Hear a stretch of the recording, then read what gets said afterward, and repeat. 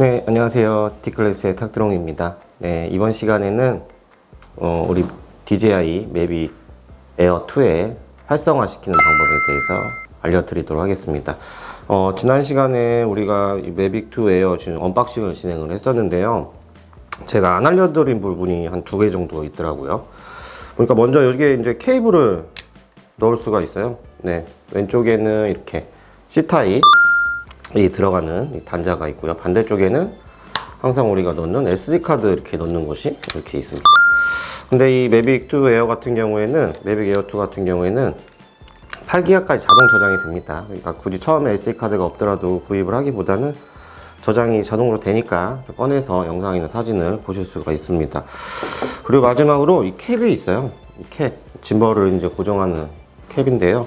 기존에는 이렇게 달려있죠. 이렇게 달려있는데, 제가 이거를 사용을 해보니까 약간 불편해요.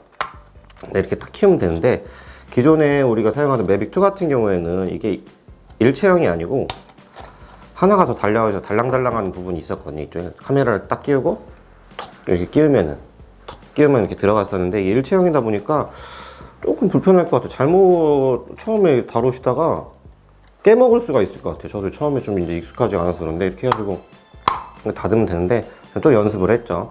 그러니까 빼실 때 주의해서 빼셔야 될 것 같아요. 이렇게 좀 살살살 해가지고, 아니면은 좀 이쪽 부분이 부러질 것 같습니다. 이런 부분 주의해 주시면 될 것 같고요.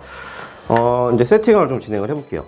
세팅의 이제 준비물은 핸드폰, 기체, 조종기가 있으면 되겠습니다. 조종기는 지난 시간에 봤듯이 이렇게 이제 거치대를 빼면은 이쪽에 케이블이 있거든요. 케이블은 출발은 C타입에서 출발을 합니다.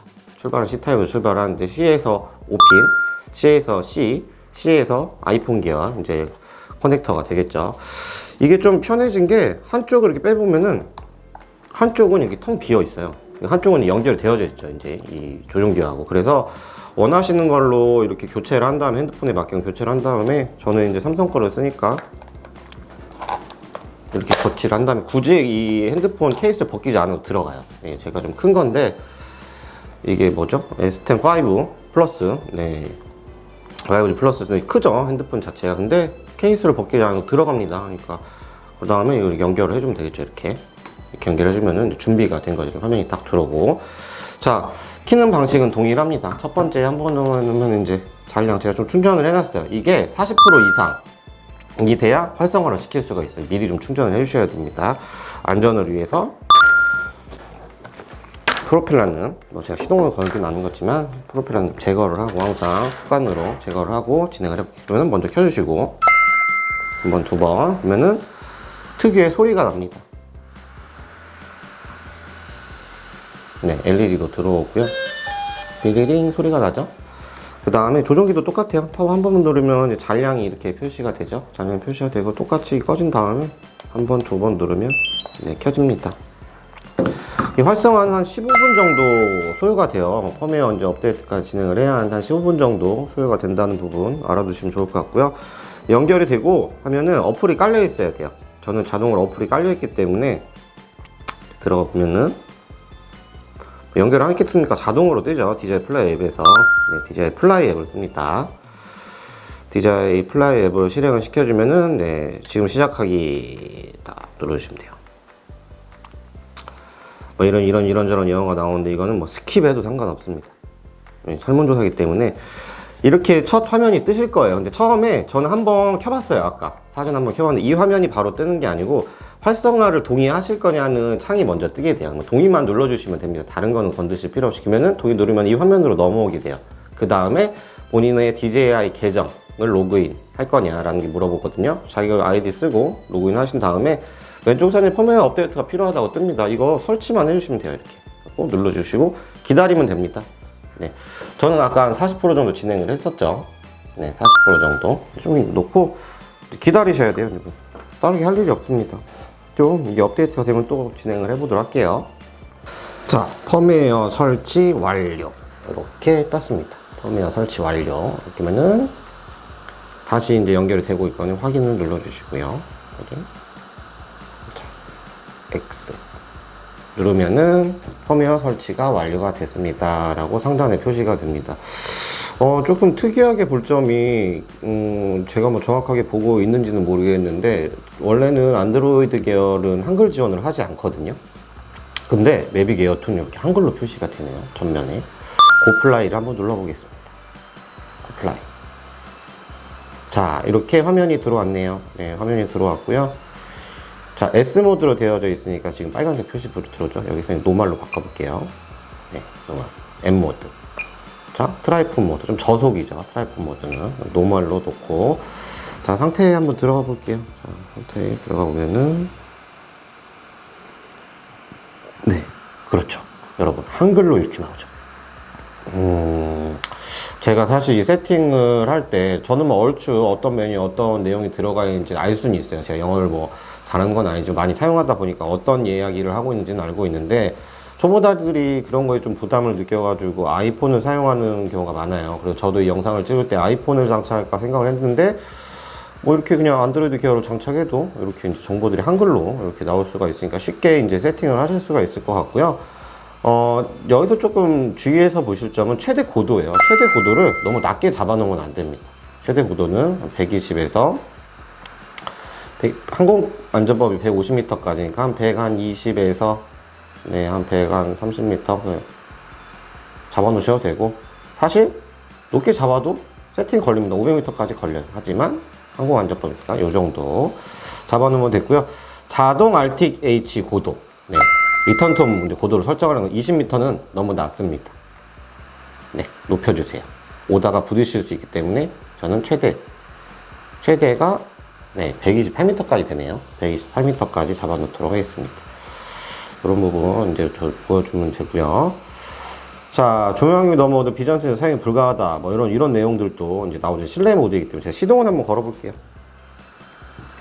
네, 다시 보지 않기. 프로펠러가 이제 설치가 되는지 확인을 하라는 얘기고요. 저는 보지 않고 다시 걸어보겠습니다. 자, 도시는 거 보이시죠? 네, 이렇게 착륙.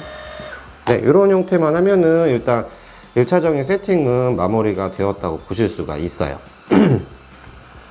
그러면 이제 비행을 하기에는 무리가 없다라는 내용. 그 다음에 제어도 한번 들어가 볼까요? 미터법, 굉장히 좋네요. 한글로 나와서 여러분도 사용하시기가. 조종의 캘리브레이션, 뭐 이런 것도 하실 수가 있고요. DJI 거 제품을 사용하셨다면은 뭐 많이 어려우시진 않을 거예요. 제가 아까 말씀드렸듯이 SD카드도 8기가까지 저장이 되죠. SD카드가 없음에도 불구하고. 그 다음에 송수신 상태, 정보, 이런 것들도 바꿀 수 있고요. 업데이트가 뜨면은 이 업데이트, 네, 여기에 나올 거예요. 버전이 맞는지. 자, 업데이트를 하라 그러죠? 업데이트 눌러주시면 됩니다. 업데이트. 플라이 세이프라고 해가지고, 이거는 이제 그 공역에 관한 내용을 업데이트를 좀 시켜주고 있는 상태예요.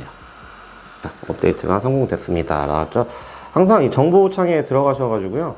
고프로에 누른 다음에 이 메뉴 버튼 정보창에 들어가셔서 업데이트가 있는지 확인을 해주셔야 돼요. 기체 업데이트도 되는지 눌러보고, 버전을 확인 중이다. 최신 버전이라고 나오죠. 이러면 업데이트 안 하셔도 돼요. 한 번씩 눌러봐가지고 이거 최신 버전, 네, 최신 버전이라고 하면 더 이상 하실 거는 없는 거예요. 이렇게 하면은 기체 세팅은 완료가 됐습니다. 그 다음에 뭐 여러 가지 창으로, 이거는 뭐 아직 사진 찍은 게 없기 때문에 이런 창들. 그 다음에 단일 촬영, 4800만 화소, 스마트, 뭐 이런 기능, 동영상 4K로 잡을 것인지, 제가 가장 궁금했던 1080, 240프레임이 되는지, 슬로우 모션. 네, 걸리네요. 슬로우 모션으로 가니까 1080으로 120프레임으로 찍을 것인지, 240프레임으로 찍을 것인지, 네, 그럼 편집할 때 좀 편리하겠죠. 이런 데는 퀵샷. 비행 중이지 않아서 퀵샷을 사용할 수 없다고 합니다. 이건 비행을 할 때 한번 써보도록 하고요. 하이퍼랩스, 네, 자동 비행 기능들이죠. 파노라마 기능들, 이런 기능들도 사용을 하실 수가 있는 걸로 보입니다. 아마 이거는 자동 이륙 버튼이겠죠. 누르고 이륙을 누르면은, 이건 이렇게 터치를 해야 돼요. 터치를 하고 딱 뜨면은, 네, 이륙이 자동 이륙 1.2m까지 자동으로 뜨는 거예요. 현재는 이제 프로펠러가 달려있지 않기 때문에 뜨지는 않고요. 기체 같은 경우에는 보시면은 센서는 이렇게 후방 밑에도 이제 비전 센서가 있고요. 전방에도 센서가 있어요. 이렇게 세 군데의 센서가 존재합니다. 카메라를 한번 볼까요?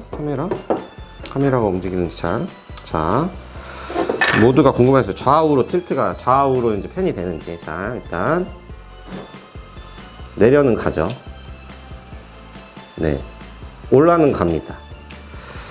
자, 댓글에 이게 이제 짐벌이 좌우로 이렇게 움직인다, 기체가 움직이지 않아도, 제가 한번 찾아보겠습니다. 저는 없는 걸로 알고 리뷰를 했었는데, 자, 한번 보겠습니다. 있는지. 네, 아무리 찾아봐도 네, 없습니다. 네. 상하만 움직인 걸로, 그러니까 틸트만 되는 걸로 이제 아시면 될 것 같고요.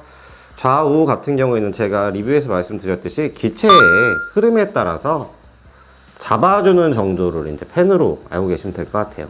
따로 우리 인스파이어 같이 돌아가진 않습니다. 뭐 휠을 돌렸을 때 기체 밸런스에 맞게끔 잡아주는 정도이지, 이 휠을 이용해서는 위아래로만 이렇게 움직인다는 내용 알고 계셨으면 좋겠습니다.